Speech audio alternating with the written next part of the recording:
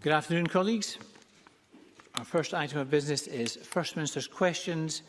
And before we turn to questions, I think the First Minister will give us an update on the situation with COVID. First Minister. Thank you, Presiding Officer. I will shortly confirm the different levels of protection to be applied across Scotland from Monday and briefly explain some of the reasoning behind these decisions. A detailed analysis paper is also being published which sets out our assessment of each of the 5 factors and our overall judgment for each local authority area. First, though, I'll give an update on today's statistics. The total number of positive cases reported yesterday was 1,128. That is 7.1% of people of total tests, and takes the total number of cases to 61,531. 416 of the new cases were in Greater Glasgow and Clyde, 266 in Lanarkshire, 121 in Ayrshire and Arran, and 117 in Lothian. The remaining cases were spread across 9 other Health Board areas. Only Shetland had no new cases reported. I can also confirm that 1,152 people are in hospital. That is an increase of 35 from yesterday. 86 people are in intensive care. That is 1 more than yesterday. And I deeply regret to say that in the past 24 hours, a further 37 deaths have been registered of patients who first tested positive over the previous 28 days. That means the total number of deaths under that measurement is now 2,791. And again, I want to send my deepest condolences to all those who have lost a loved one to this illness. These figures show that we are still seeing high numbers of new cases, increasing hospital and ICU admissions, and sadly, a rising number of deaths. These issues are not unique to Scotland. We have, of course, seen a resurgence in the virus in all parts of the UK, across Europe and right around the world. Just last night, for example, both France and Germany reimposed nationwide lockdowns. In Scotland, we acted early with some difficult but necessary measures, and we hope that this will have the effect of slowing the spread and preventing a further deterioration in our position. And while we can't be certain and certainly have no grounds for complacency, we do see some encouraging signs that this might be the case. Last week, I indicated that we were beginning to see a significant slowing in the rate at which new cases are increasing, and I can confirm that this has continued. Cases in the past week up to today have increased by 4%. 2 weeks ago, the weekly increase was 40%.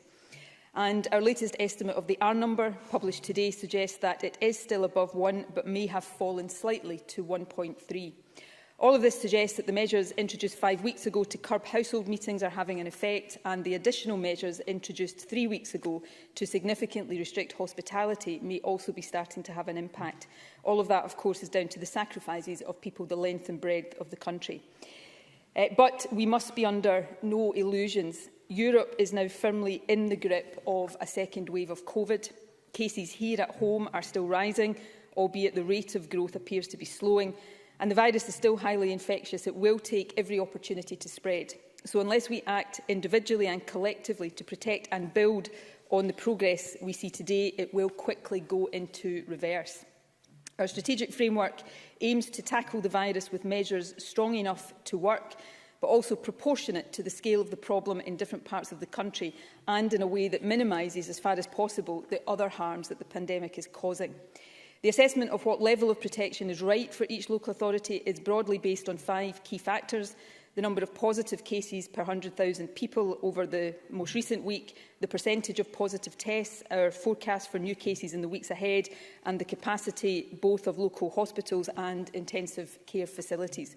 These factors are assessed alongside the views of local public health officials and with a consideration of local circumstances such as specific outbreaks, travel and work patterns, and the extent to which health services are provided by neighbouring health boards. And our final decisions are based on all of these factors. Before setting out our decisions, I want to take a moment to remind people of the purpose of each level. The baseline level 0 and level 1 are intended to ensure as much normality as possible, but they do not remove all restrictions.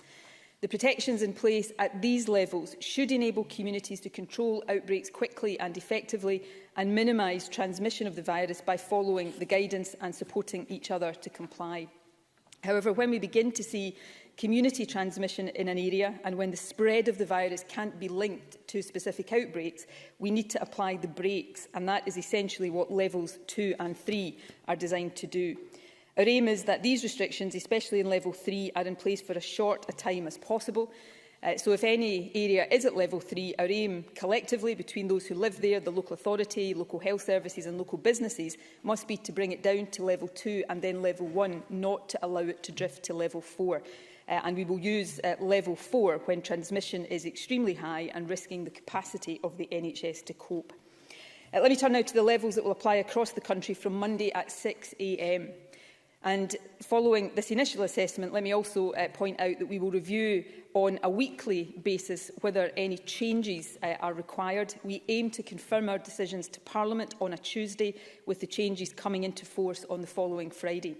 Barring the need for any changes before then, our next update will therefore be Tuesday the 10th of November, with any changes coming into effect on the 13th of November. Before turning to today's decision, let me remind everyone that you can see on the Scottish Government website the reasoning behind these decisions, what level your own area is in and what restrictions that entails for the area you live in. Given the fragile situation we face and the fact that we are migrating to this new system for the first time, we are taking a deliberately cautious approach today. At present, we do not judge it safe or prudent to place any part of the country into the baseline level 0. However, if we see continued progress, I hope that might change. I hope that will change in the weeks ahead. However, I can confirm that Highland, Moray, the Western Isles, Orkney and Shetland have all been assessed as level 1. In time, hopefully a short time, we expect that level 1 to allow people to meet in each other's homes in groups of up to 6 people from a maximum of 2 households. However, at present, on clear public health advice, the restriction on household meetings will continue to apply in all parts of the country for now. I'm conscious that in our more rural and island communities that restriction can cause particular difficulty, so we will review the necessity of it in level 1 areas ahead of the 10th November review. If the virus remains controlled in these areas, I am hopeful that we will be able to lift it then. Let me now address those areas that have been assessed as level 2. They are Aberdeenshire, Aberdeen, Fife, the Borders, Dumfries and Galloway, Argyll and Bute, and also, as I'll come on to discuss in more detail in a moment, Perth and Kinross and Angus. In 2 of these cases, the Borders and Argyll and Bute, the decision on whether they should be assessed as level 1 or level 2 was finely balanced. In both cases, one of the key factors in reaching our decision was the interconnection with neighbouring areas, particularly with health services in Lothian and Greater Glasgow and Clyde. We have also considered the impact of travel from nearby areas with higher prevalence of COVID. As a result, we have decided to take a cautious approach by applying level 2 to both areas. We will, however, consider this decision very carefully at the next review point. The interconnection with neighbouring areas and services has also heavily influenced our decision on Inverclyde. I understand why it would wish to be assessed as level 2. However, we do not consider it safe to take that decision yet, given the very close connections between Inverclyde and other parts of West Central Scotland, with high transmission rates, high positivity levels and significant pressure already on hospital and ICU capacity. Inverclyde has therefore been assessed as level 3, along with East and West Dunbartonshire, Renfrewshire and East Renfrewshire and the City of Glasgow, South Ayrshire, East Ayrshire and North Ayrshire, Stirling, Falkirk and Clackmannanshire, the City of Edinburgh, Midlothian, West Lothian and East Lothian. We know that these areas in level 3 have been under restrictions now for a number of weeks, particularly on household interaction. Based on the data we are considering, if progress in suppressing the virus is maintained, we would hope that at a very early review point, we will be able to consider moving some areas, I think East Lothian in particular, and possibly Edinburgh, from level 3 to level 2 reasonably soon. I cannot make that commitment now, but I hope we will be able to confirm it in the coming weeks. Our approach to managing COVID will work best when there is real partnership working between neighbouring authorities and health boards on how to drive down levels of infection, share resources and communicate with and support communities. I indicated earlier this week that we had cause for concern in relation to Dundee and that we expected it to move into level 3. Dundee is currently seeing per week around 185 new cases per 100,000 of the population. That is higher than for several of the areas already in the equivalent of level 3. We have therefore decided that a level 3 assessment for Dundee is the correct one, and so from Monday at 6 a.m. Dundee will move into level 3. Support is available for businesses which will be required to close, and all businesses across Scotland will have access to the Replacement Job Support Scheme from the UK Government, which begins on Monday. I would encourage all businesses in Dundee who are impacted by closure and those in the supply chain to engage with the City Council, and also to look at the findbusinesssupport.gov.scot website to find out what help is available. In fact, businesses across the country can access that resource. In making this decision, we considered very carefully whether Perth and Kinross and Angus should also be placed in Level 3, given travel patterns and interdependencies between these three authorities. Our decision not to do so at this stage is based on the view of the three authorities, NHS Tayside and the police, that close partnership working can mitigate against cross-border transmission. People living in Angus and Perth and Kinross have a big part to play, though. It will be essential for them to adhere strictly to the guidance and the restrictions, especially on travel, if a rise in cases that would necessitate Level 3 restrictions being applied across all of Tayside is to be avoided. Presiding Officer, let me turn now to the situation in Lanarkshire. The decision between Level 3 and Level 4 there has been very finely balanced. Lanarkshire has a high number of cases and a high test positivity and a high number of patients in hospital and ICU. However, there is evidence in recent days that the situation is stabilising, and that is undoubtedly down to the compliance and sacrifices of local people. And the local councils, NHS Lanarkshire and the police believe they have strong partnership plans in place to maintain that progress under current restrictions. For these reasons, and given the severity of Level 4 restrictions, we have decided that North and South Lanarkshire should remain in Level 3 at present. However, I want to be very clear that this has been a borderline decision, and it is one that we require to keep under review, not just weekly, but on a daily basis. I would appeal, therefore, to people across Lanarkshire to continue to play your part. Please abide strictly with all the rules and guidance to help ensure that the rise in cases continues to slow and that more severe restrictions can be avoided. Presiding Officer, let me turn finally to travel. And here, I need to be very blunt. I know travel restrictions are unwelcome and can be controversial, but they are an absolutely essential part of any regional approach to tackling COVID. They are, unfortunately, a price we pay for more targeted restrictions. If people don't abide by the travel advice, the virus will spread from high to lower prevalence areas, and a differentiated approach will become unsustainable. In these circumstances, we would have to return to national restrictions. So let me be clear what we are asking of people at this stage. If you live in a Level 3 council area or, in future, a Level 4 area, please do not travel outside the council area you live in unless you're required to do so for essential reasons. And if you live in a Level 1 or 2 local authority area, you must not travel into a Level 3 or Level 4 area except for essential purposes. By essential purposes, we mean things like work if you cannot work from home, education, local outdoor exercise, healthcare or caring responsibilities, and essential shopping where that is not possible locally. In recent weeks, that guidance has applied to health board areas, but from Monday it will apply at local authority level. Similarly, people, wherever they live, should not travel between Scotland and areas in the rest of the UK with high levels of the virus unless it is essential. Now, given that the police can't check everyone's journey, this has to rely on public willingness to adhere. That's why the advice is in guidance at this stage and not regulation, but we will keep that under review. But I appeal to people across the country.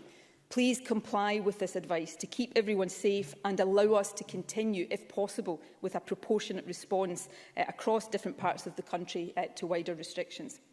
Presiding Officer, the levels we will put in place from Monday require more sacrifice at a time when all of us are tired of making these sacrifices. I recognise that, and I again thank everyone across Scotland for everything they are doing. But these sacrifices continue to be essential. If we all dig in and stick with it, this proportionate approach has a real chance of being sustainable and keeping COVID under control over the winter. If we succeed, we open the prospect in all parts of the country of being able to lead slightly less restricted lives in the future, hopefully in the reasonably near future. However, the other side of this is equally true, and I must be open with Parliament and with the country about it. We are, as of now, making progress in Scotland, but cases are still rising and the situation we face is fragile. Across Europe, the pandemic is accelerating. So I cannot rule out a move back to nationwide restrictions in the next few weeks, including at level 4. That could happen if, for example, cases in part of the country start to rise faster again, to the extent that controlling spread with travel restrictions will not be effective. Or it could happen if pressure on the NHS risks breaching capacity, not just at a local level, but overall. We want to avoid this, obviously, but to achieve that, we must all play our part. The government must and will lead, but all of us have individual agency and all of us have individual responsibility. None of us can guarantee we will not get or transmit the virus, but we can all make choices that keep ourselves, our loved ones and our communities safer. So please make sure you know the restrictions in your local area. From Monday, a postcode checker will help you do that, and please stick to these restrictions. Wherever you live for now, do not visit other people's houses and don't travel to or from level 3 areas. And please remember to wear face coverings, avoid places with crowds of people, clean your hands and surfaces, keep 2 metres distance from people in other households and self-isolate and get tested immediately if you have COVID symptoms. If we do these things, we have a chance of keeping the virus under control in our neighbourhoods and our communities. We can reduce overall case levels in our own areas and help to do so across the country. And then we can all play a part in moving all parts of the country to lower levels of restrictions. And above all, Presiding Officer, we can protect each other, protect our National Health Service and save lives. Thank you very much, First Minister. We're going to turn now to questions. I would encourage all members who wish to ask a question of the First Minister to press their request to speak buttons, and I call on Ruth Davidson. Thank you, Presiding Officer. It's clear that we are now in the grip of a second wave, but today I want to talk about the first wave and the devastating Public Health Scotland report into care home COVID deaths. Yesterday, the First Minister said, "I'm not trying just to pick on specific lines," but she had already selectively picked her line from the report. She quoted, "Overall, the analysis does not find statistical evidence that hospital discharges were associated with care home outbreaks." Of course, the First Minister chose not to read the next line. It said there was a relatively wide variation in the estimated levels of risk. So can the First Minister now tell us, how high might the true risk have been of putting known COVID-positive patients into care homes? First Minister. Presiding Officer, can I begin by recognising again the toll COVID has taken on people in care homes. The fact that that is not unique to Scotland does not in any way detract from the distress and the grief that has been caused, and I want to say again today that I am deeply sorry for that. The position on testing changed in line with evidence and advice. That was true in Scotland, it was true in other parts of the UK. But the absence of testing did not equate to an absence of action. Guidance was in place all along that was designed to minimise the risks in care homes.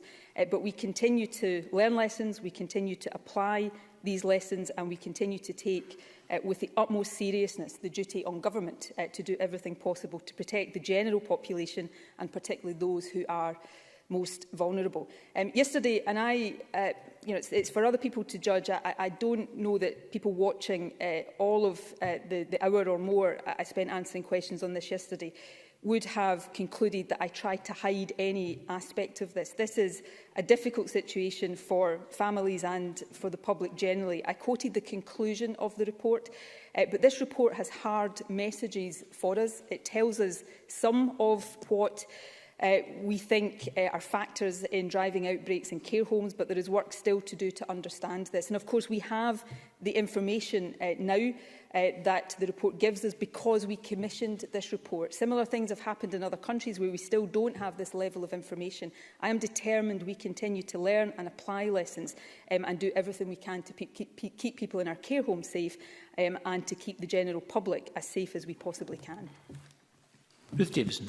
I thank the First Minister for that answer, but it didn't address the specific question that I put to her, which was what was the increased risk. When somebody tested positive for COVID before being transferred to a care home, the report said that the best estimate was a 45% increase in risk of an outbreak. But because of the wide variation I quoted, the risk could have been much higher. In fact, the report says it could have been as high as 374%. A 374% increase in risk of seeing COVID rip through a care home. This is exactly why we need the public inquiry to start now, because there is so much we still don't know. What we do know is that only 13.5% of care homes who were never sent any patients ended up having an outbreak. That jumped to 38% when a home had one or more patients put into their care. But we still don't know how high that number goes when a care home had a known COVID-positive patient sent to them. That's pretty basic stuff. Why was that number left out of the report? First Minister. This was a report that was done independently of government. Public Health Scotland published the report, but the report was contributed to by academics who are entirely independent. They conducted a briefing with journalists yesterday to explain in more detail their methodology and their findings. I don't think this report is the last word on these issues. I have never thought that. There is much more work to be done to understand the issues that were factors in care home outbreaks. This report tells us some of that, but it does not tell us all of that. Of course, this report gives us much more information than is available in any other part of the UK, and I hope we will see this depth of understanding develop in countries elsewhere so that we can learn from each other as well as from our own experiences. The overall conclusion of the report is, as I quoted yesterday, but I recognised yesterday that in terms of the different scenarios, whether somebody tested positive, tested negative or were not tested at all, while the report said that in all of these scenarios there was not statistical evidence that hospital discharges were associated with outbreaks, it did say, and I recognised that yesterday, that there was a variation in that, the confidence of that across these different scenarios. But what the report did say, of course, is, and I'm quoting from page 41 of it, is that the risk of an outbreak associated with care home size is much larger than any plausible risk from a hospital discharge. Now, what that says is that while we must continue to consider the issues around discharges, we also have to look at the other factors, and the Health Secretary will talk more about this next week in Parliament when she sets out winter planning for social care. I take all of these issues extremely seriously. I have given a commitment. Again, I have done this before many other countries have. There will be a full public inquiry. That full public inquiry will look at the issues of care homes. We are in the grip of a second wave of COVID. I think it is right that we enable everybody who has a part to play to focus on getting the country through that. I was struck by comments this morning from Professor June Andrews, who will be familiar to many people across this chamber, when she was asked about the timing of a public inquiry. And she said, it's far too soon now. We've got far too many things to do to keep the system going, to keep people well. There is no doubt there will be a public inquiry. But at the moment, we will continue. Just for the avoidance of doubt, Presiding Officer, June Andrews will also have said things critical of the government. I am not trying to depart from that at all. There will be a full public inquiry when the time for that is right, when we have got the country through this next stage of COVID. But as we go, as we have done all along, we will continue to learn and apply lessons in care homes. And that's a responsibility all of us in government take very seriously. Ruth Davison. I'm not sure the best defence against selective quoting is to selectively quote what Professor June Andrews said on the radio this morning. It was devastating to this government.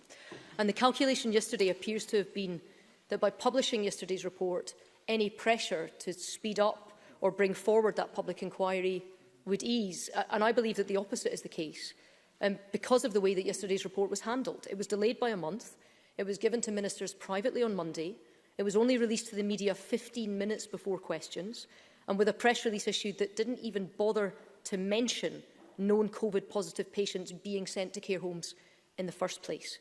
And the very last people to get this report of all, to get sight of it, were the families and loved ones of those who died.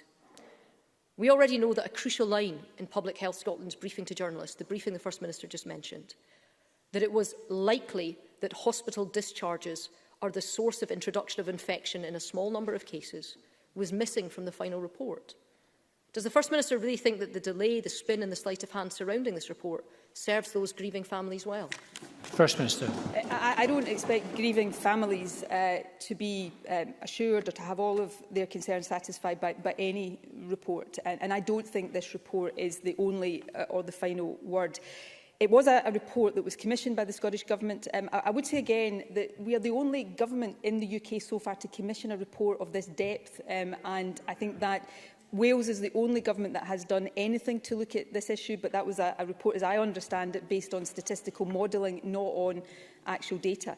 So that is important. The timing of it was down to Public Health Scotland, and they consulted with the Statistics Authority, given the complexity of bringing the different data sets together. As with all official statistics, the date of publication was pre-announced.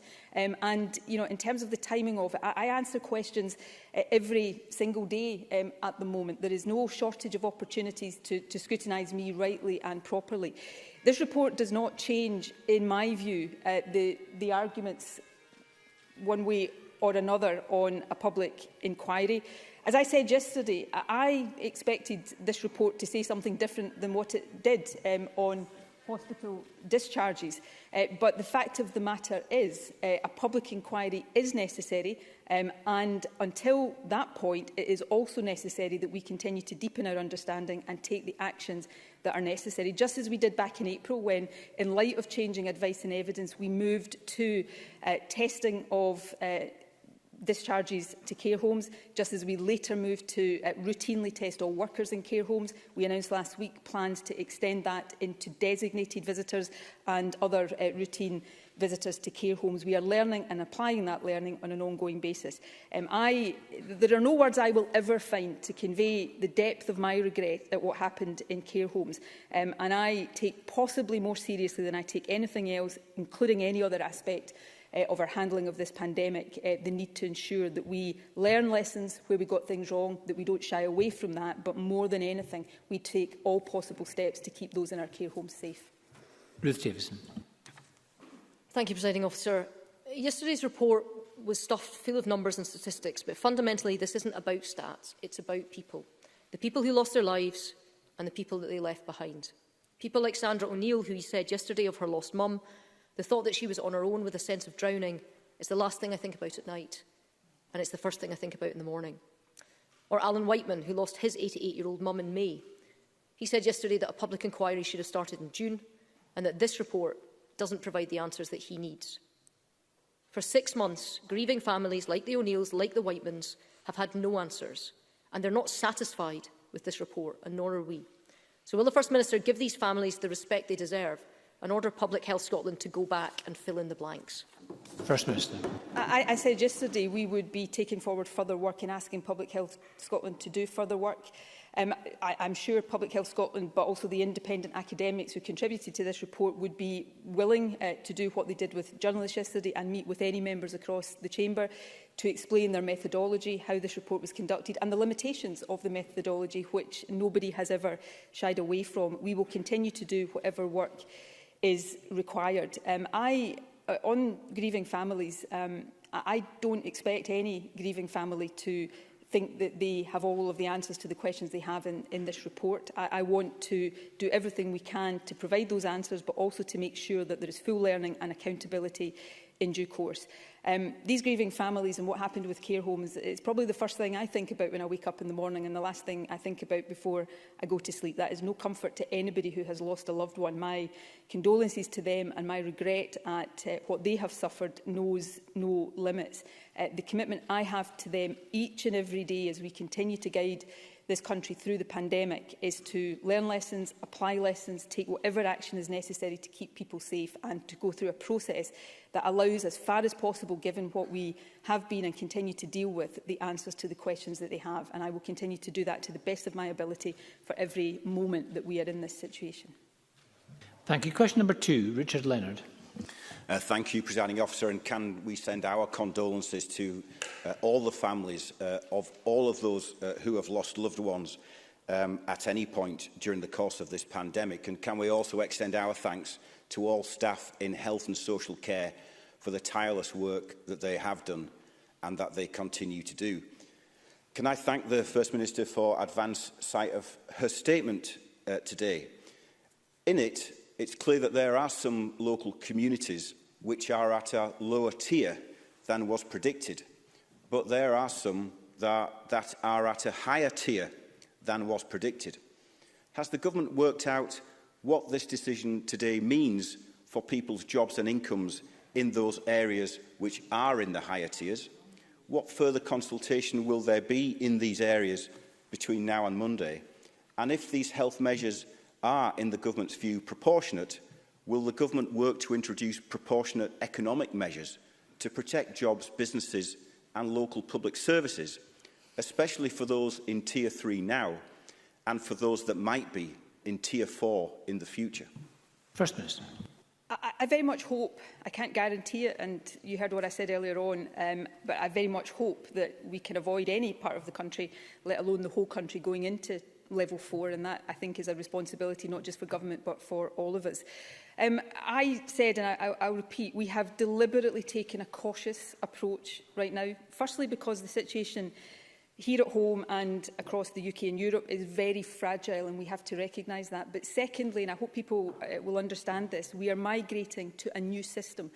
This differentiated approach is not one that we have applied yet in this way, and I think a degree of caution for the first application of that is merited. So there are some areas, I cited the Borders and Argyll and Bute, who are in level 1, who could and did make a case that they should go straight into level 0, and that is something we will consider as we go forward. And likewise, there are parts of the country, Inverclyde, that made a case that they should go into level 2, but the reasons why that is not the case have been set out. I would encourage members to read the paper that we have published, which goes into more detail about this decision-making.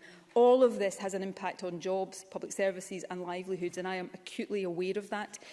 But what will have a bigger impact on jobs and services and livelihoods is if we don't control this virus. We only have to look across Europe right now, at Germany, at France last night, going into full nationwide lockdowns again. That is what we want to avoid, and this is our best chance of doing that. We have set out support that will be available for businesses. That will apply to businesses that are either closed or have restricted trading, regardless of what level they are in, and information is available on the website I mentioned earlier on.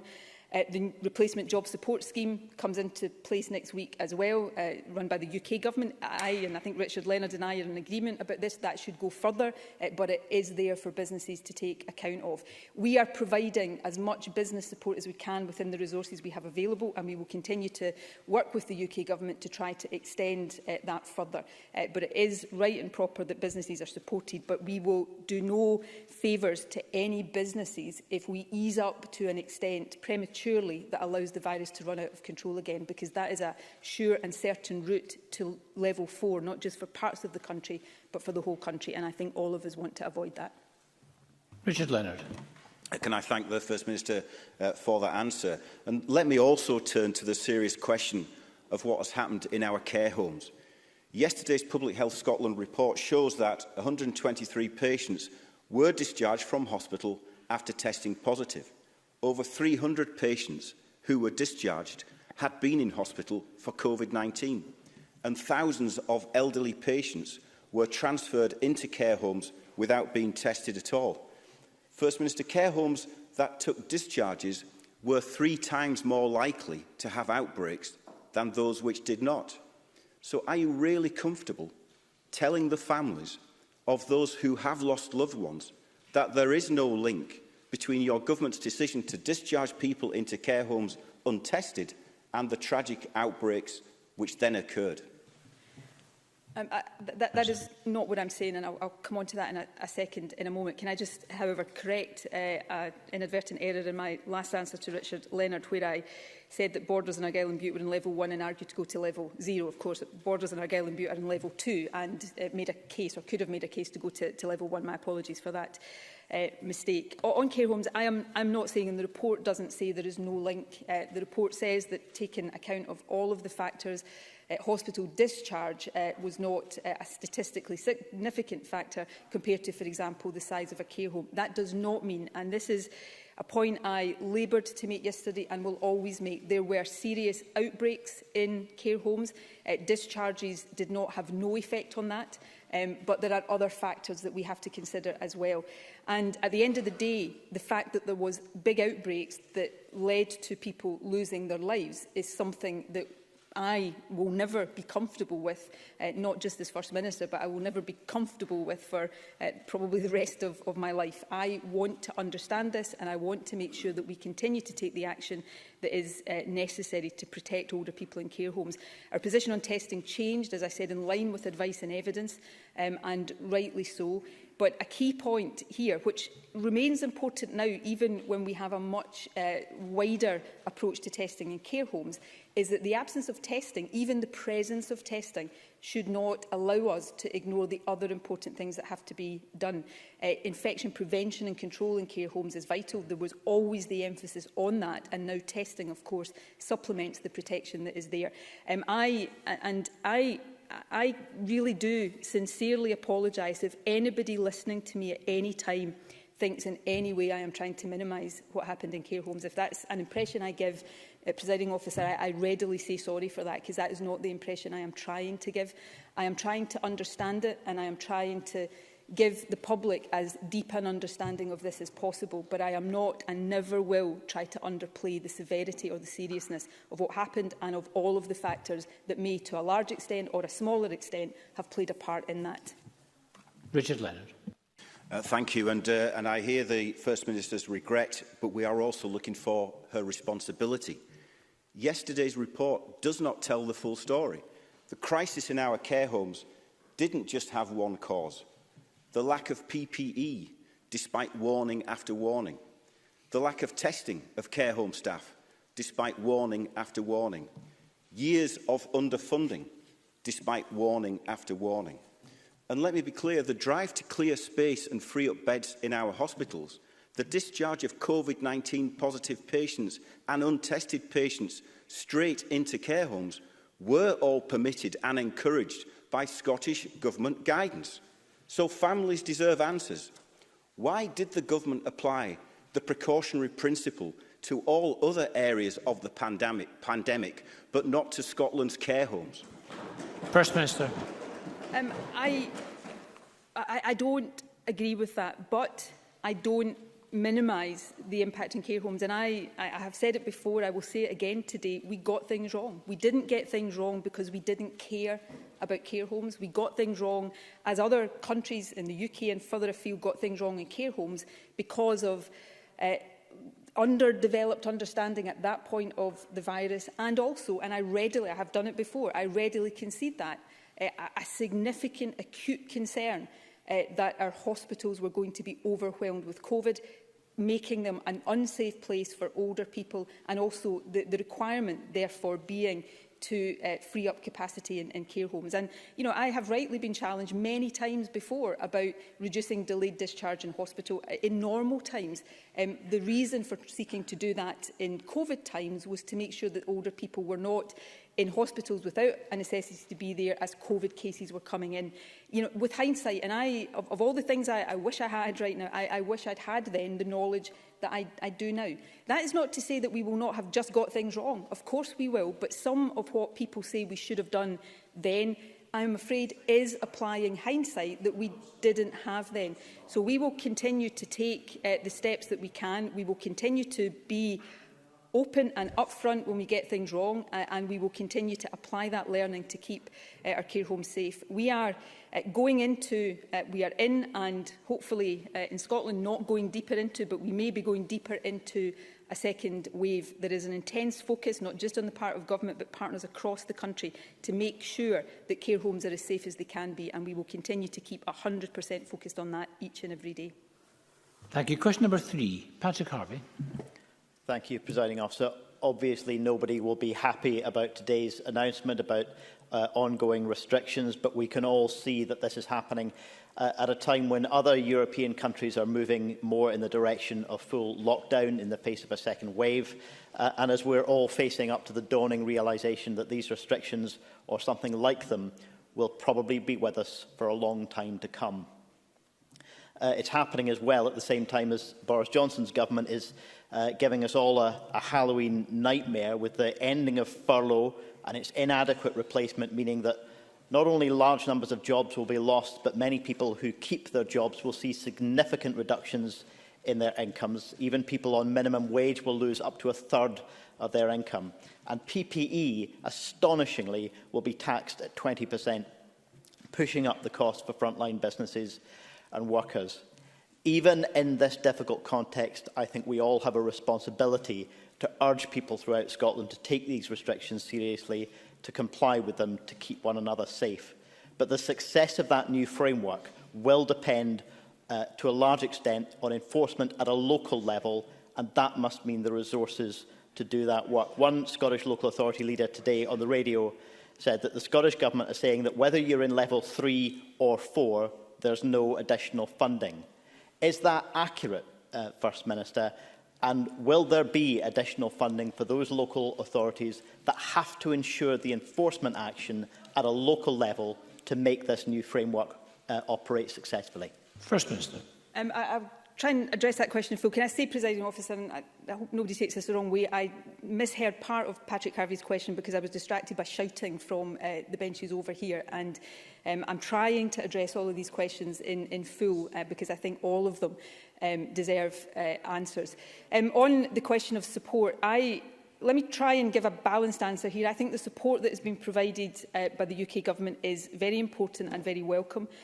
I don't think it goes far enough in terms of the move from furlough into the job support scheme. That is a viewpoint I've expressed previously, and we will continue to argue that with the UK Government because the impact of that deficiency will be felt by workers across the country in the form of reduced pay packets, and that is not anything anybody wants to see. We have put in place a grant scheme for businesses that will be closed or have their trading restricted. We are doing that, that matches the scheme in England. We are doing that to the maximum of the resources we have. We are going beyond the resources that have been committed to us through consequentials. We will continue to make the case to the UK Government that there should be decisions that make more funding available so that we can pass that on to councils and to businesses. This was a bit of the question. My apologies to Patrick Harvey, I didn't catch fully. If he was asking me about support for local authorities over and above that, and particularly for enforcement, we will continue to discuss that with local authorities. One particular issue we are exploring is whether further powers are needed for local environmental health officers, for example. I think there is a case to be made for that, but the case has also been made by local authorities, which I think is also valid, that requires additional resources to them to allow those enforcement powers to be properly used. So this remains a dynamic discussion and always will do between central Scottish Government and local governments so that we can, as far as we possibly can, make sure they have the resources they need to enforce compliance where necessary and support people to comply as well. Patrick Harvey. Another issue I raised this week, which will require local enforcement, is that of people being told by their employers not to comply with the COVID rules. We've heard of people being told that they should not install the Protect Scotland app or not keep their phone switched on. And this is not exceptional. I've heard cases from across the country of employers asking people not to self-isolate or told that if they do, it will be treated as unauthorised, unpaid absence. One person got in touch with me today speaking about someone who works in a well-known chain pub. I won't name them until I've verified this, but a well-known chain pub where the member of staff had been showing symptoms, took a test on the Wednesday, was made to work on the Thursday until the results came back. The results were positive, so they went off work from there. So she had been working with symptoms for 2 days. That staff member worked, those staff members who worked with her on those 2 days were not only told to keep working, but were moved around the chain's other pubs because of short staffing. So can the First Minister tell us, does local government, the Scottish Government or Police Scotland, currently have the enforcement powers to take action against irresponsible employers who put their short-term business interests ahead of the safety of their workforce, their customers and the wider community? And does the Scottish Government support the proposals from Unite Hospitality on issues like raising sick pay up to full pay and ensuring regular routine testing for hospitality workers? First Minister. We'll consider the Unite proposals carefully. On the specific question about enforcement powers, one of the changes Patrick Harvey will recall we made some weeks ago now was to give local authorities the powers to take enforcement action against any individual premises that were, through whatever conduct, raising the risk of transmission, and that could include closure of that particular premise or some restrictions on their ability to trade. So local authorities do have powers of that nature, but of course we keep under review whether there needs to be further extension. I equally don't know whether the examples that Patrick Harvey has narrated to the Chamber are verified in any way, so I would be very interested to know if they can be. Let me be very, very clear. I understand how incredibly difficult this situation is for businesses, but any business that was behaving in that way is risking making the situation worse, risking restrictions having to be in place for longer, risking the health and safety of their workers and the wider community, and making the impact on businesses more severe and longer lasting. It would be completely and utterly irresponsible for any business to behave in that way, and I would appeal to businesses in the interest of themselves and the wider country to abide by all of the rules and support their staff fully to do so as well. And to workers across the country, if you are being put under pressure by an employer to act in any of these ways, get in touch with your local MSP, get in touch with the local Environmental Health Office, email me directly, because that would be dangerous behaviour that we would take steps to ensure is addressed fully and promptly. Thank you. Question number 4, Willie Rennie. The government had a rule. Care workers were told that if they had symptoms of the virus, they should stay away from work, stay away from the care home. They did that to protect vulnerable residents. But the government broke its own rule. It sent hundreds of people with the virus into care homes. I know this is difficult, but it does seem to have been one rule for care workers and another rule for this government. And this is not hindsight, because I warned about it at the time. In all of the carefully chosen words today, I still want to hear from the First Minister that the lesson has been learned, the error has been accepted, and the apology has been made for that error. Will the First Minister say those words? First Minister. I am sorry for any error that I have made in this. I've said that many times before. I'm not carefully choosing my words. I probably don't have the capacity to do that at the moment. I am trying to be as frank as possible, and we've got things wrong, and we will continue to try to put that right, and we will, have all of the normal processes of accountability.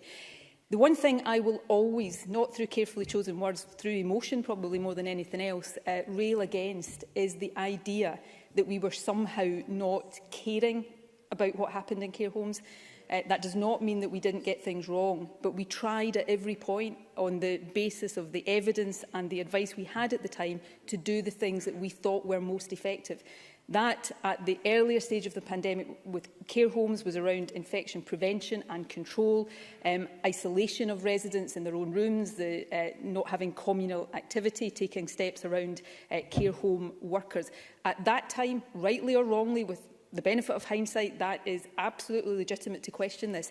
But at that time, the advice on testing asymptomatic people and the effectiveness of that was different to how it is today. I wish I could turn the clock back in all of this, particularly with care homes, but I can't. What I can do and what I have a responsibility to do is to make sure that we learn these lessons and apply them and get it as right as we possibly can.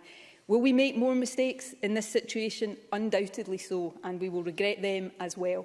But I promise everybody across the country that every single day I will do my best to get it right, and my government will do our best to get it right, and we will be scrutinised. I will listen to all of the criticisms and scrutiny. It's an important part of this process, and at every step of the way we will do everything we can to keep people as safe as we possibly can. That is true of the population, and it is particularly true of those most vulnerable. Willie Rennie. I didn't challenge on the motives. It's the facts and the decisions that we all want to get to, and that's the purpose of this scrutiny.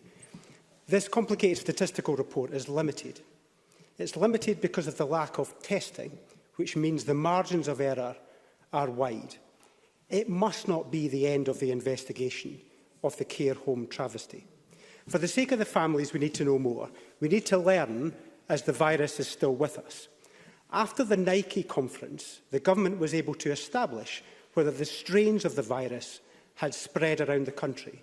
Will that work be done for care homes? And we need to know what is happening now. We need to know that all new residents have had 2 negative tests before they are admitted to care homes. Is that always the case? That is what we say should happen. I recognise that in a big system, I cannot stand here and say 100% that there is never any circumstance in which a policy is not applied. But that is the policy and that is what we expect to be applied. The other thing, and this is reflected in the report, there will always be circumstances where a clinician, for good clinical reasons, perhaps a frail elderly patient is at the end of their life, will decide that it is not an appropriate thing to do to conduct an invasive test on that person. And that is something I cannot countermand the decision of a clinician on. But the policy is very clear. On my apologies, Willie Rennie's point about genomic sequencing, yes, I would expect genomic sequencing to tell us much more about the spread of the virus across the country, including the situation in care homes. Scotland is probably doing more genomic sequencing than many countries. It did tell us a lot of important things about what happened and actually what didn't happen after the Nike conference. I expect there will be more findings from genomic sequencing over the next period that will look at the situation over the summer and then what happened as we came out of lockdown. So that does have an important part to play, including in care homes. And lastly, on the report, and should I just in response to something, I'm not complaining about scrutiny, not at all. And again, if I ever sound as if I am, that is not my intention. It's an important part of the process we're all going through right now. I have never said this report is the final word. It is obviously limited. It was looking at a particular factor, and there are limitations in what it can say around that factor. I have never tried to say otherwise, but there was a call for us to commission a report into this particular factor, and that's what we did. There are other factors we have to understand more, and then, in the fullness of time, through a full public inquiry, we have to look at the situation in totality. And I am absolutely clear in my mind that that has to happen. It has to happen for the country overall. It has to happen for everybody, not just families of residents in care homes, but particularly them. It has to happen for their sake, for the families of those who died. And it has to happen so that we learn lessons now that can be applied if the world, hopefully not in our lifetimes, is ever going through a situation like this again. And I am 100% committed to that process. But right now, my main duty as First Minister is to continue to lead the country in a very focused way through the second wave that still lies ahead of us. Thank you. Just remind members, I'm going to take the supplementary questions after question 7. And I would also note that there are well over 24, I think well over 30 potential supplementaries, which I don't think we'll get through, but we can try. Question number 5, Kenneth Gibson. Thank you, Presiding Officer. To ask the First Minister what a response is to the report by the Scottish Children's Report Administration and Barnardo Scotland, which confirms that child sexual exploitation is happening in island, rural and urban communities across the country, with cases being reported in 27 out of 32 local authority areas. First Minister. Child sexual abuse and exploitation are heinous crimes. We welcome the publication of this important research examining the complexity of sexual exploitation and its links to other forms of abuse. The research demands close attention from all core agencies and key partners in determining an appropriate multi-agency response. Any child or young person, regardless of their age, race or ethnicity, can be at risk. It can affect children from any background in any community. We want, I know all of us want, Scotland to be a place where sexual exploitation of children and young people is eliminated. Kenneth Gibson. I thank the First Minister for that reply. The report has many disturbing findings. For example, that more than half of girls and a quarter of boys involved in the children's hearing system were victims of sexual abuse, with a high proportion of these young people, particularly girls, having attempted suicide. Worryingly, 4 out of 5 boys and a quarter of girls identified as likely victims had not been recognised, suggesting that vulnerabilities are not being taken seriously enough. Given these concerns and their magnitude, will the Scottish Government deliver a sustained focus on child sexual exploitation to deliver the better protection our most vulnerable children so urgently need? First Minister. Along with our third sector partners and through the continued funding commitments to the child protection sector, we will continue to build on the wealth of activity which is delivered through the National Action Plan to prevent and tackle child sexual exploitation. We've listened carefully to child protection partners when last year they called for the recognition of stronger links to be made between child sexual exploitation and other forms of child abuse, and that's why we'll take forward a renewed focus on child abuse and exploitation as part of the revision of the human trafficking and exploitation strategy. Question number 6, Michelle Ballantyne. Thank you, Presiding Officer. To ask the First Minister whether all flu vaccinations will be completed on time. Minister.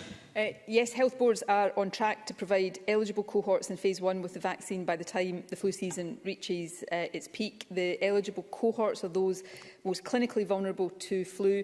Amongst others, they include the over 65s, those with underlying health conditions, pregnant women and health and social care workers. Health boards have estimated that over 1 million people, almost 1.1 million people, will be vaccinated by the end of this week. That's 44% of the total people who will receive the vaccine during this flu season. The flu season in the UK begins in December and reaches its peak in January and February. However, it will be possible to receive the vaccine as late as the end of March 2021. Michelle Ballantyne. I thank the First Minister for that answer.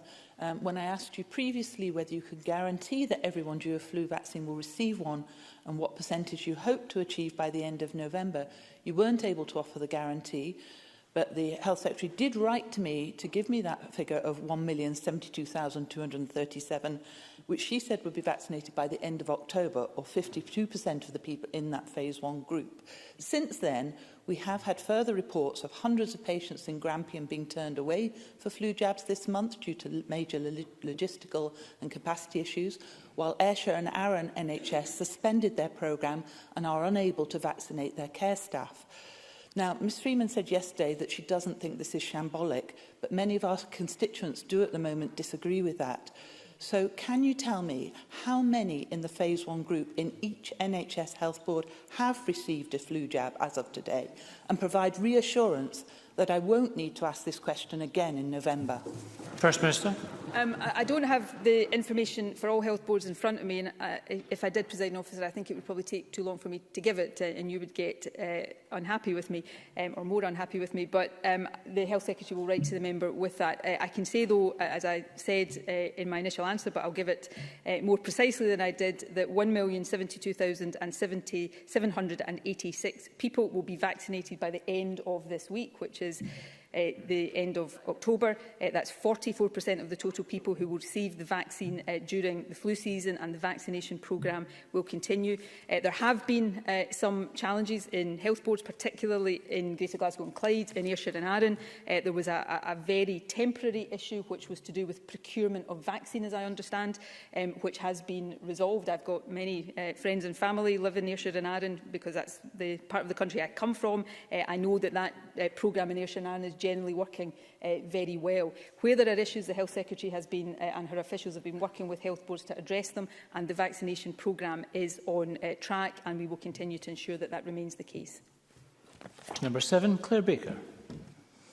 Thank you. To ask the First Minister how the Scottish Government is responding to reports that BIFAB is on the brink of collapse. Minister. In order to save BIFAB from closure back in 2017, and at that time to support delivery of the Beatrice offshore wind project, the Scottish Government invested £37.4 million through a combination of equity and loan facilities, and this was converted to a 32.4% equity stake in BIFAB. A loan facility of £15 million has also been provided to support working capital. We will continue to do absolutely everything we can to support the business, while recognising the need for us to remain in line with state aid regulations and overall financial constraints. In doing this, we remain in regular dialogue with the majority shareholder, JV Driver. Claire Baker. Presiding Officer, today the Daily Record reports on legal opinion regarding state aid rules from Lord Davidson, which concludes that the Government have appeared irrational in withdrawing the commitment to providing a guarantee, and that this decision risks judicial review. Communities in Fife cannot understand why the Scottish Government have withdrawn their support, and I urge the First Minister to reverse the decision and to publish the advice she has received on state aid. 500 jobs in Fife rely on this contract, and a workforce who marched on this Parliament 3 years ago deserve straight answers and a future. First Minister. I sympathise absolutely with the sentiments of Claire Baker's question. This government has worked very hard with the trade unions, who have worked even harder, and with owners at BIFAB to try to secure it. We have invested heavily. We have to act within the advice we get on state aid and financial constraints. What I would say to Claire Baker, because I want to be very clear, we will leave no stone unturned. I would ask Claire Baker to recognise this and perhaps take it as a sign of the sentiment that lies behind the Scottish Government's actions here. We have invested significantly. We are a significant shareholder in BIFAB. It would make no sense for the government, let alone the workers or the wider community, for us simply to allow BIFAB to go to the wall if there is a way for us to avoid that happening. So we will be exploring every opportunity to try to save BIFAB, as we have done in the past. As people would expect, in my position, I have personally spent a great deal of time and effort working with others to try to secure BIFAB. But for that, BIFAB would have closed 3 years ago. We will continue to do everything we can, but we have to operate within the legal constraints that all governments are bound by. Thank you very much. And again, we just highlight we seem to have a remarkable number of members wanting to ask supplementaries today. We won't be able to get through them all, but we will go through as many as we can. I would urge people to remember my injunction for succinct and brief questions and answers. Shona Robertson, who joins us remotely. Shona Robertson. Thank you. I'm sure the First Minister will understand the local concerns that Dundee has been placed in level 3. Can the First Minister give any further detail on support for businesses in Dundee affected by this change? And does she share my alarm at the forecast in today's document that NHS Tayside will exceed hospital bed capacity within 6 weeks on current trajectories, and therefore what more can we all do to change that trajectory and blunt the rises so Dundee can move out of level 3 at a future review? Minister. Can I just say, first of all, you're in charge of the Chamber, but I'm happy to answer all of the questions and stay here for as long as it takes to do that, if that is permissible by you. Turning to Shona Robertson's questions, the projections around NHS Tayside are part of the reason we have taken the decision today around Dundee City. This is action designed to take Tayside and Dundee in particular off the path it is currently on and avoid these projections coming to pass. And my plea to people across Dundee, but also the wider Tayside region, is to abide strictly by all of the advice, all of the regulations, in order that these decisions and the actions that we have taken have the best possible chance of working. The support for businesses is set out in general terms in the strategic framework. Businesses in Dundee will be able to ask the City Council for precise details, and the website findbusinesssupport.gov.scot, if I've not got that wrong, is available for businesses to look in more detail at the support that is available to them should they require to close or have their trading restricted. Thank you. And just for information, the session today is due to end at 13:40 at 20 to 2, and we do resume at 2:30. So there's not a huge amount of time for turnaround, and there's a lot of business to get through. Brian Whittle, to be followed by Joanne Lamont. Brian Whittle. Thank you, Presiding Officer. Can I ask the First Minister if she'll give assurances that wholesalers who are not closed but severely restricted by the closure of the hospitality sector will get access to the Hardship Fund and additional targeted sector support so as to ensure the wholesale food supply chain doesn't fail and it can continue servicing hospitals, schools, prisons, care homes and hospitality businesses when they reopen? First Minister. The support package that we have made available is designed to support not just businesses that are required to close or businesses in a primary sense that have their trading restricted, but to support the supply chain as well, and therefore that includes wholesalers. Obviously, the precise details of the support packages are available for businesses to consider, and we've tried to match the grant support packages that have been made available in England as well. I think this is the minimum that businesses can expect from government. It's the maximum that we can do within the resources we have, but we will continue to work with our colleagues across the UK to ensure that we see expanded and appropriate support for businesses as we continue to go through these difficult times. Joanne Lamont to be followed by Bob Doris. Joanne Lamont. Thank you very much, Presiding Officer. The First Minister will be aware that many services available pre-COVID were withdrawn during the early stages of the crisis, including care for older people and disabled people in their own homes. A number of constituents have contacted me to report that, now that services are being reintroduced, their package of support are much reduced, with a consequent serious impact on their health and well-being. Does the First Minister agree that any attempt to reduce support now that pre-COVID was deemed essential is unacceptable? And what action will she take to ensure that support is not reduced by stealth, with the impact of COVID being suggested as a justification? First Minister. Yes, I do agree with that, and I think the Health Secretary has made that clear previously, that people should have the support that they require and that COVID should not be used as an excuse to reduce, to use Joanne Lamont's phrase, packages by stealth. That I don't think that is happening across the country. I have heard reports of it happening in particular parts of the country, and the Health Secretary is engaged with local partners where that is the case. There has also been additional investment from the Scottish Government to local partners to ensure that these services have the support they need. So if any member has any evidence of that happening in any part of the country, if they draw it to the attention of the Health Secretary, we will take steps to address it. Thank you. Bob Doris to be followed by Liz Smith. Bob Doris. Presiding Officer, I know that many MSPs have been contacted by local amateur football teams, and a local amateur football team in my constituency, Marehill Milan, who were formed in 2017, supported many players, including those in the recovery community. Under Level 3 restrictions, they cannot play the game they love, and I'm sure everyone in the Chamber will appreciate the potential impact on the health and well-being of those players. I absolutely accept the tough decisions and the balance the Scottish Government must strike at this difficult time. But can I ask the First Minister what consideration can be given in the future to developing a more flexible framework that can see teams such as Marehill Milan get back playing as quickly, but just as importantly, as safely as possible? First Minister. Well, I think we all appreciate the positive benefits that participation in football and sports generally has on physical and mental health, and also on a range of other outcomes, including recovery, and that's demonstrated, of course, by the activity of Marehill Milan and Bob Doris's constituency. I know that the restrictions on adult contact sport will disappoint people who can't get together with their pals and teammates to play at whatever sport it is that they favour.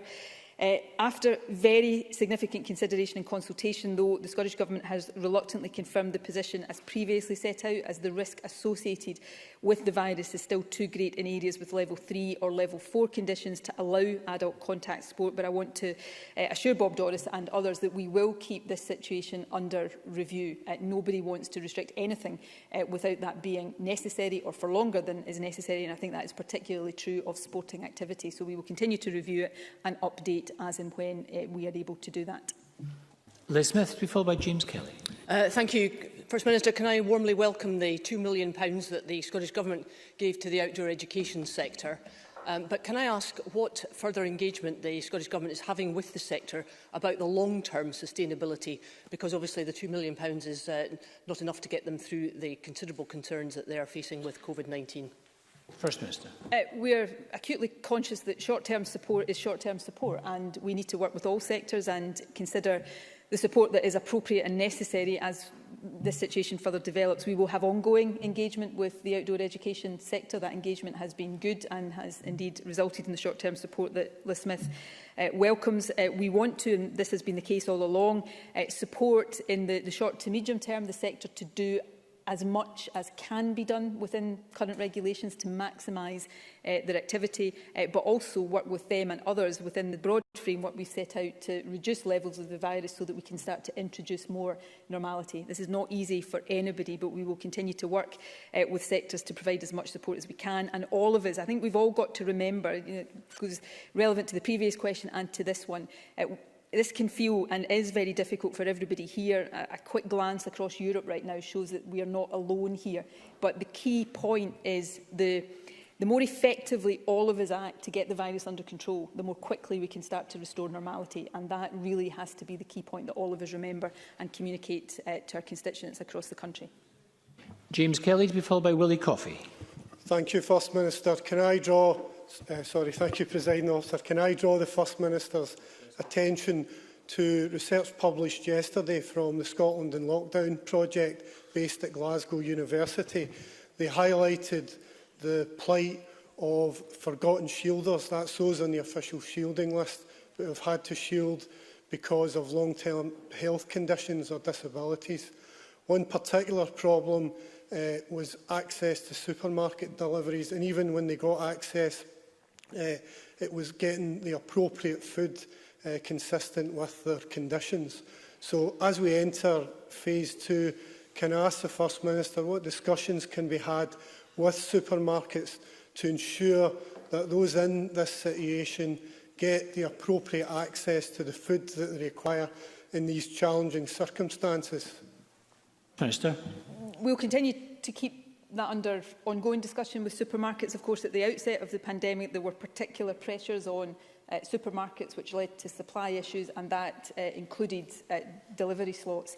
That eased, although we also took action to set up a specific food delivery service for people in the shielding category, and of course local authorities set up local arrangements to make sure that people in the shielding category got that priority access to food, and thousands of people got the free food deliveries every week through the Scottish Government scheme that we set up. We also did some work with supermarkets to give priority access to slots for vulnerable people. So hopefully we will not see the same pressures going into the next period as we saw at the outset, but we will continue to talk to supermarkets to make sure that they are addressed where they arise, but also that we are taking steps in partnership with local authorities to ensure that vulnerable people get access to any support that they need, including, where necessary, access to food supplies. Thank you. Willie Coffey, to be followed by Oliver Mundell. Thank you. Can I ask the First Minister what the target time is for our contact tracers and our test and protect teams? Contact someone who has received a positive test result so that the test and protect app can be updated as quickly as possible. First Minister. People who test positive should be contacted within 24 hours of the positive test being entered into the case management system. The system has been under pressure in recent weeks due to the increasing volume of index cases, but the system is routinely exceeding the 80% target for closure of cases. That means not just initially being contacted, but all of the work being done within 72 hours. The latest published statistics show that for the week ending 25th October, 84.1% had their interview complete within 24 hours of an index case appearing in the case management system, and that 97.7% of cases were closed within 72 hours of being created in the system. So these are, I think, comparatively with other systems elsewhere, positive statistics, but we're not complacent about them. We'll continue to work hard to make sure they don't deteriorate and that we improve them even further. Thank you. Oliver Mundell, to be followed by Colin Smith. Thank you, Presiding Officer. Will the First Minister agree to expand the Ministerial Code investigation to include her statements to Parliament and her actions on the legal advice regarding the judicial review into Alex Salmond's alleged behaviour? First Minister. My view right now is that James Hamilton, who is the advisor undertaking the investigation into the Ministerial Code, is not restricted at all in the issues he can look at. If he thinks there are any issues that engage the Ministerial Code or in any way could constitute a breach of the Ministerial Code, my view is that he is free to look at them. If he considers that requires any change to his official remit, I'm sure he is perfectly able to say that. But just for the record and to be clear, I do not consider his remit to be limited to just one aspect of the Ministerial Code. Colin Smith, to be followed by David Torrance. Thank you, Presiding Officer. First Minister, there are many pubs across my region that don't sell food, they don't have space for a beer garden, they can't therefore sell alcohol. But because of the restrictions levels the First Minister has just announced, frankly, they'll close. The Government's not yet shared the regulations that will underpin those restrictions yet. So can I ask the First Minister, will those businesses be legally required to close? And if not, will they be treated exactly the same way in terms of the level of financial support from the Scottish Government and access to the furlough scheme as businesses that are legally required to close? If not, why not? Because government restrictions do have the same effect on those businesses as legal closure. Surely they're entitled to the same level of support. First Minister. Yes, I agree that we have to support all businesses, not just those that are legally required to close. The Job Support Scheme does that by having different strands for businesses that are required to close and those that are not. Our own grant system also recognises that businesses that are not required to close but have their trading restricted are also eligible for support. It's important that we recognise the different ways in which these restrictions impact on the ability of businesses to not operate normally. We are trying through this system to have as proportionate approach as possible. Many countries, increasing numbers of countries, including within the UK right now, Wales obviously for reasons that I entirely support because the First Minister there thought they were necessary. Hospitality is completely closed. We see that now in Belgium, France, Germany and increasing numbers of countries. We are trying to be proportionate and give proportionate support, but it is necessary that these kinds of restrictions are complied with to avoid the need for us to do what other countries are doing. And I think that is a point that we cannot lose sight of, however difficult I know these restrictions are. Thank you. David Torrance to be followed by Ross Greer. David Torrance, who joins us remotely. Oh, he's here, sorry. David Torrance. Thank you, Presiding Officer. To ask the First Minister what role the lack of capital investment by a majority shareholder of BIFAB, JV Driver, had on a recent decision to withdraw their bid for the NNG contract. First Minister. The Scottish Government is a minority shareholder in BIFAB. I set out the shareholding in response to Claire Baker's question, and we are bound by state aid rules. We can only act as a commercial investor would in our situation. We look, of course, to JV Driver, the majority shareholder, to provide financial support to the business. They are maintaining at this stage a zero-risk position, and if the majority shareholder is not prepared to invest in the business, it makes it more challenging to demonstrate that another commercial investor would invest. Of course, that changes if the majority shareholder is prepared to invest in the company. That potentially opens the door for the Scottish Government to provide further support. We will continue to do everything we reasonably can to support BIFAB. We wouldn't have come this far with the scale of investment we have already made in BIFAB just to blithely let it go to the wall now. So we will continue to do what we can, but we are bound by state aid rules and, of course, the broader financial context. Ross Greer, be followed by Liam MacArthur. Thank you, Presiding Officer. In August, the Deputy First Minister confirmed that by October, the enhanced surveillance testing programme for schools would be fully operational. Did the First Minister confirm if that's now the case and if the aggregate data produced by this testing programme will be published? I will come back to Ross Greer on the plans for publication of data. There is a number of strands to testing work in schools. All teachers and indeed all school staff can access testing if they fear they have been exposed to the virus. There is also surveillance testing. There is an antibody testing programme that is also being conducted in schools as well. But I don't have the data on the numbers of that to hand at the moment, but I will undertake to come back to Ross Greer with the detail as soon as possible. Thank you. Liam MacArthur to be followed by Christine Graham. Thank you, Presiding Officer. Along with the island authorities, Beatrice Wishart and I have been raising concerns about the continued restrictions on small indoor meetings in Orkney and Shetland. Meeting socially outdoors is simply not possible for many as we enter winter in island communities where restaurants, cafes and coffee shops are pretty thin on the ground.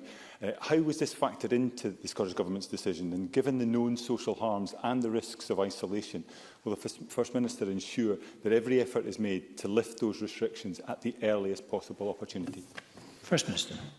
Yes, I will give that assurance. I said in my remarks earlier on, we do hope, I'm not going to give a guarantee ahead of the formal assessment, but we hope that we'll be able to lift that for level 1 areas at the next review point. I do understand the particular difficulties for the island and indeed rural communities, and I recognise that in my statement. The clear public health advice that has come to us at the moment, that given the overall fragility of the system, given that there has been cases in our island communities and our rural communities, although transmission generally is lower, and given that we are migrating to this system for the first time, the precautionary and safe thing to do is to keep that restriction in place for a further period. Shetland, as I said earlier on, is the only health board area that doesn't have cases today, and therefore I know this is particularly harsh for Shetland, but we do want to move away from this, all other things being equal, as quickly as possible, and I would hope it is one of the changes we can signal at the next review point. Christine Graham, to be followed by Alexander Stewart. Thank you, Presiding Officer. First Minister, as you know, I represent 3 mining communities, Pennycook, Gorebridge and Newton Grange, home of the Scottish Mining Museum, and so welcomed the announcement yesterday of a general pardon by the Scottish Government for those in Scotland criminalised for the events in the 1984 strike. And I know the Government wants the UK to hold an inquiry. Can I ask that the First Minister emphasises that any UK inquiry must have as part of its remit the issue of whether there was political interference in police operations which saw mounted police charging into miners, democratically defending their jobs and communities? Can I thank Christine Graham for the question? The miners' strike was one of the most bitter and divisive industrial disputes in living memory, and I'm really glad and proud that the Scottish Government was able to take a small but important step yesterday in righting those wrongs and addressing the injustice that was suffered by so many miners and their families during that strike. There are unanswered questions about the UK Government's role in the strike. We will continue to press them to hold a full public inquiry, which of course would include any allegations of political interference. For our part, we initiated the independent review to ensure that the experiences of Scottish mining communities were fully understood. We have an opportunity now to bring reconciliation to miners and to police officers and to try to heal the wounds of the past. And we will call upon the UK Government to adopt the same reconciliation approach in taking forward a UK-wide inquiry. Thank you. Alexander Stewart, to be followed by Alec Rowley.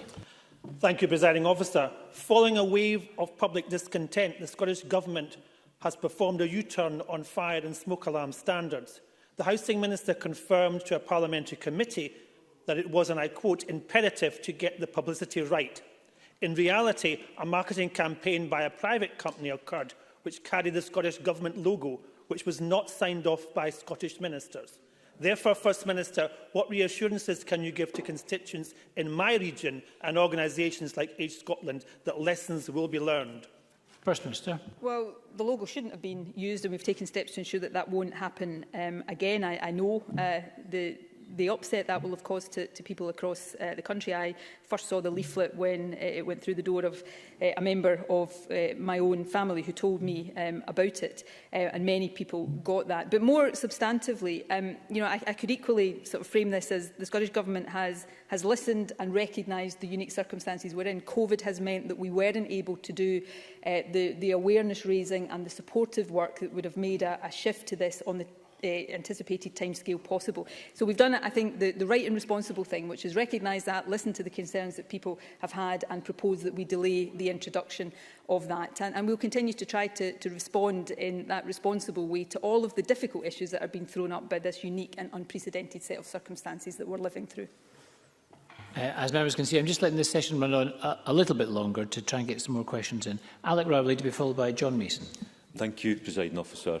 You will recall that I have previously raised at First Minister's questions and with ministers the case of my constituent Leah Collins, a young Scottish mum who, along with her infant son, was sent back to Malta by a Scottish judge to face a risky and uncertain future. It now appears that important issues relating to the case were not known to the Scottish judge before he made his decision, namely that her former partner had admitted a charge of grievous bodily harm last July, 8 months before the hearing at which the judge insisted the former partner was innocent until proven guilty in Malta. This young woman and her young child have been isolated and alone in one room in a hostel in a foreign country because the legal system did not believe her that she was frightened for her safety and for the safety of her children. They need someone on their side. I am asking the Scottish Government to step up and examine the details of this case. I appreciate that it is a legal matter, but when the law fails children and fails young Scottish mothers, then surely something has gone wrong. Will the First Minister agree to look at the detail of what's happened here? This family needs help to be brought back together and to be brought back to Scotland. First Minister. Can I thank Alec Rowley for raising this case? Members understand the constraints that I have to operate in when it comes to commenting on decisions of the independent legal system. Can I say from a human perspective there are some cases where I find that much more difficult than in others, and this is one of those cases. My heart, as the heart of everybody I know goes out to Leah and the circumstances that she finds herself in. I cannot simply cast aside the constitutional limitations of my role, but if there is anything I can do to try to allow Leah to be home and to be safe, then I, of course, will look at doing that. If Alec Rowley wants to write to me, then I'm happy to engage and I'm happy to look to see whether there is anything I can do within the obvious constraints that I operate within. Thank you. John Mason, to be followed by Maurice Golden. Thank you very much, Presiding Officer. I think the First Minister will be aware that there's a lot of concern about fireworks this year, especially as some of the larger and council displays have been cancelled. She probably also knows that the Dogs Trust are in my constituency and the animals get extremely stressed and frightened when fireworks are let off near to them. Can she make any comments or advice to households and individuals who are thinking about fireworks this year? First Minister. Well, actually, the need to behave responsibly is greater, even greater this year than it is in previous years. I, in the last few years, have had some particularly challenging issues in my own constituency around the irresponsible and downright dangerous use of fireworks, so I know only too well the impact on local communities. Bonfire Night this year is going to, like so many other things, look very different. Many traditional activities are not going to take place. Public firework displays will not happen this year. So that means it's all the more important that individuals do not act irresponsibly or inadvertently in a way that puts them and others at risk. And that's important for human beings, but it is also, as John Mason said, really important for animals, pets and livestock. The public health advice and COVID restrictions must also be adhered to on household gatherings. So let me be very clear. People should not be having private firework displays in gardens that breach those rules, and generally people must behave responsibly around fireworks. And I know the Fire Brigade and the police will be making sure that they've got the resources to respond appropriately on the night and in the days leading up to it.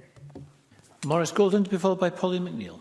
Thank you, Presiding Officer. Given the difficulties many businesses have had in accessing support, will the First Minister back our proposals for a Coronavirus Business Advisory Council to ensure they are at the heart of our efforts to save jobs? First Minister. I said in the debate on Tuesday that we would consider that proposal sympathetically, and that remains the case. Businesses are already at the heart of this. I appreciate that for businesses, for individuals in the circumstances we live in, it might not always feel like that, and I readily recognise that. We want to make sure businesses are involved as far as possible in the decision-making process and have an understanding of what drives those decisions. But we want that to be true of wider society as well, trade unions, for example. So yes, we will consider how to take that proposal forward. I said on Tuesday that although for reasons that we explained then, we weren't able to vote for the Conservative or the Labour amendment, that did not mean there weren't good ideas in them, and we will take forward those good ideas as far as we can. And Pauline McNeill. Mohammed Asif came to Scotland in the year 2000 from Afghanistan as a refugee. He's made a huge contribution to Scotland, including adopting 7-year-old Sudi after a gas explosion. I know this man is also known to the First Minister. He recently visited his very sick mother in Pakistan, but on his return to Glasgow Airport, he was detained by police, closely interrogated, and asked to read Schedule 7 of the Terrorism Act. He was asked such questions as what he thought of the Taliban, was he a strict Muslim, and his phone was interrogated with pictures and data. He felt deeply humiliated and degraded. First Minister, this isn't just about Mohammed Asif. This is about a process that seems to me that I wondered if the First Minister agreed that this does tend to undermine our approach in welcoming refugees and raise community relations. Treating people like Mohammed Asif as a terrorist while he was what was widely known that he fled the brutality of the Taliban should be condemned, and perhaps it's time to review how the services go about profiling people who they detain. First Minister. Can I thank Pauline McNeill for raising this? I should declare an interest. Mohammed Asif is a very dear friend of mine, as I know he is of Pauline McNeill. He is a fine, upstanding member of the Scottish community. He makes a marvellous contribution to this country, and we should all be really proud to have him here, as well, of course, as little Sades, who has come through the most unimaginable trauma, but is also flourishing. But this, as Pauline McNeill says, is obviously about his experience, but it is a wider issue. I've not had the chance to speak to him this week, but I've read the reports of what he experienced, and I think it is unacceptable, and I do think things need to change. Let me also say that people who work for Border Force and immigration authorities, they do a tough job, and we should recognise that too. But there are many people, many of my constituents in the south side of Glasgow, who travel backwards and forwards to countries like Pakistan, who feel that they are not treated fairly in that process, and that they are often put through very humiliating and degrading experiences. And I do think that is wrong, and so we have to find the right balance between protecting the country and recognising the fact that people like Mohammed Asif should not be treated in that way. These are reserved matters, but we continue to raise them with the UK Government as appropriate. Thank you very much. And I'm afraid, although I've let it run on, I don't think I'm able to let this session run any further. Sorry, point of order from Joanne Lamond. Thank you very much, Presiding Officer. On a point of order in relation to the role of MSPs in interrogating the work of the Scottish Government, I note your willingness to extend this session, and I note and particularly respect the willingness of the First Minister to continue answering questions. I think we all must accept there is a serious problem with MSPs being able fully to explore all of the issues, COVID and non-COVID, in this one session. And I wonder if it would be in order for me to suggest that part of the challenge is to include such a significant statement as today's alongside FMQs. And could I ask that the presiding officer will have the Bureau consider separating off any statement on progress on levels of restrictions, some of which I understand are being looked at daily, to separate that from FAQs, allowing more questions to be raised, and with perhaps a statement being made on Tuesday.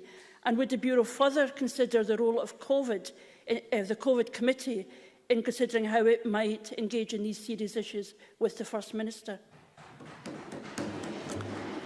Can I thank Joanne Lamond for a point of order? I would note that there are still more than a dozen members who have not been able to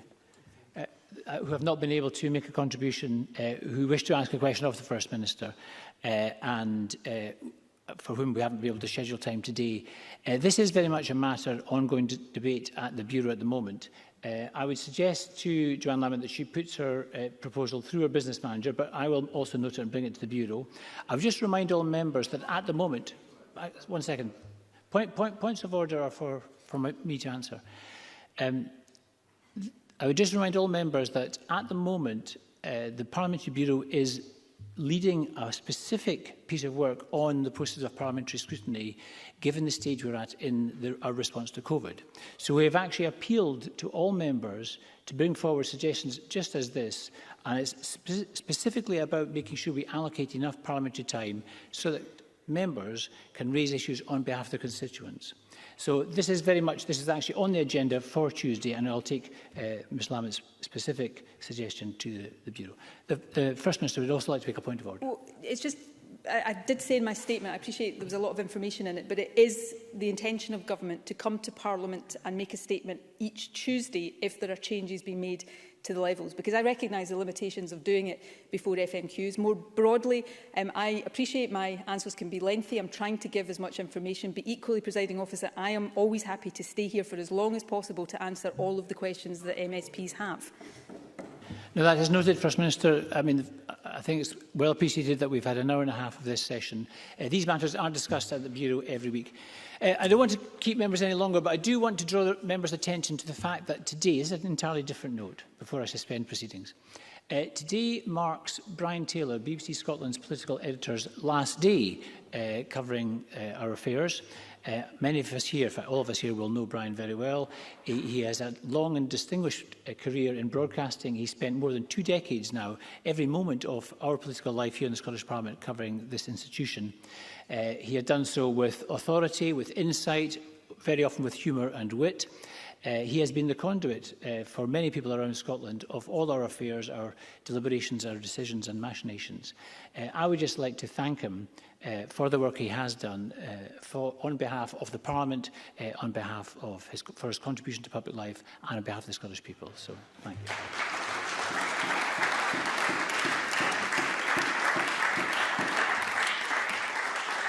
And on that note, I suspend proceedings until 5:30.